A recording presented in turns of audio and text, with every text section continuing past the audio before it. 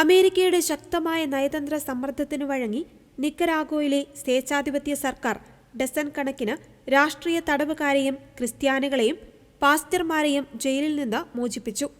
Nicaragua president Daniel ഒർട്ടേഗയുടെ ഭരണകൂടമാണ് ഈ തീരുമാനമെടുത്തത്.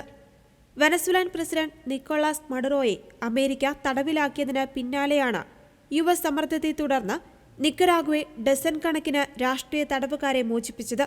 കൃത്യമായി എത്ര പേരെ മോചിപ്പിച്ചുവെന്ന് സർക്കാർ വെളിപ്പെടുത്തിയിട്ടില്ലെങ്കിലും 10ഓളം തടവുകാരെ മോചിപ്പിച്ചതായി ഔദ്യോഗിക പ്രസ്താവനയിൽ പറയുന്നു. മനുഷ്യാവകാശ സംഘടനകളുടെ കണക്കനുസരിച്ച് ഏകദേശം 20നും 30നും ഇടയിൽ ആളുകളെയാണ് വിട്ടയച്ചിരിക്കുന്നത്.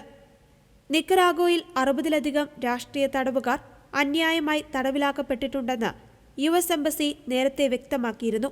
ഇവർക്ക് സ്വാതന്ത്ര്യം നൽകണമെന്ന് അമേരിക്ക നിരന്തരം ആവശ്യപ്പെട്ടു വരികയായിരുന്നു. നിക്കരാഗോയിലെ ഡാനിയൽ ഒർട്ടേഗയുടെ നേതൃത്വത്തിലുള്ള സ്വേച്ഛാധിപത്യ സർക്കാർ സമീപകാലത്തായി 16,500ലധികം മതപരമായ പ്രവർത്തനങ്ങൾ നിരോധിച്ചതായി റിപ്പോർട്ടുകൾ വെളിപ്പെടുത്തുന്നു. അഭിഭാഷക മാർത്ത പട്രീഷ്യ മോളിന പുറത്തുവിട്ട നിക്കരാഗോ പീഡിപ്പിക്കപ്പെടുന്ന സഭ എന്ന റിപ്പോർട്ടിലെ കണക്കുകൾ പ്രകാരം കത്തോലിക്ക സഭയ്ക്കെതിരെ 1000ലധികം ആക്രമണങ്ങളാണ് സർക്കാർ നടത്തിയത്. ബിഷപ്പ് റൊളാൻഡോ അൽവാരസിനെ ജയിലിലടയ്ക്കുകയും പീഡിപ്പിക്കുകയും ഒടുവിൽ ബിഷപ്പിനെ നാട് കടത്തുകയും ചെയ്തത് ഡാനിയൽ ഒർട്ടേഗയുടെ കാലത്താണ്.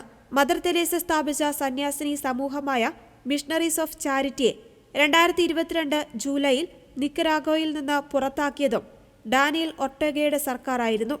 2022 മുതൽ ശക്തമായ ഈ അടിച്ചമർത്തലിൽ നിരവധി വിദ്യാഭ്യാസ സ്ഥാപനങ്ങൾ കണ്ടുകെട്ടുകയും മാധ്യമ സ്ഥാപനങ്ങൾ അടച്ചുപൂട്ടുകയും ബിഷപ്പുമാരെയും വൈദികരെയും നിരന്തരം നിരീക്ഷിക്കുകയും ചെയ്യുന്നുണ്ടെന്നും റിപ്പോർട്ട് ചൂണ്ടിക്കാട്ടുന്നു. വെനസ്വേലൻ പ്രസിഡന്റ് നിക്കോളാസ് മഡുറോയെ അമേരിക്കൻ സേന പിടികൂടിയതിനു പിന്നാലെ മേഖലയിലുണ്ടായ രാഷ്ട്രീയ മാറ്റങ്ങളും ഈ തീരുമാനത്തിന് കാരണമായതായി കരുതപ്പെടുന്നു. നിക്കരാഗോയുടെ അടുത്ത സഖ്യകക്ഷിയാണ് വെനസ്വേല.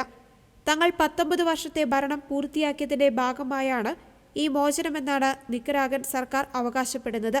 എന്നാൽ മോചിപ്പിക്കപ്പെട്ടവർ ആരെല്ലാമാണെന്നോ എന്തുകൊണ്ടാണ് ഇവരെ തടവിലിട്ടിരുന്നതെന്നോ സർക്കാർ വ്യക്തമാക്കിയിട്ടില്ല. മോചിപ്പിക്കപ്പെട്ടവരിൽ പ്രതിപക്ഷ പ്രവർത്തകരും സാമൂഹിക നേതാക്കളും ഉൾപ്പെടുന്നു. മുൻ മേയർ ഓസ്കാർ ഗാഡിയ, സുവിശേഷ പ്രസംഗികനായ റൂഡി പലാസിയോസ് തുടങ്ങിയവർ മോചിപ്പിക്കപ്പെട്ടവരിലുണ്ടെന്ന് റിപ്പോർട്ടുകൾ സൂചിപ്പിക്കുന്നു.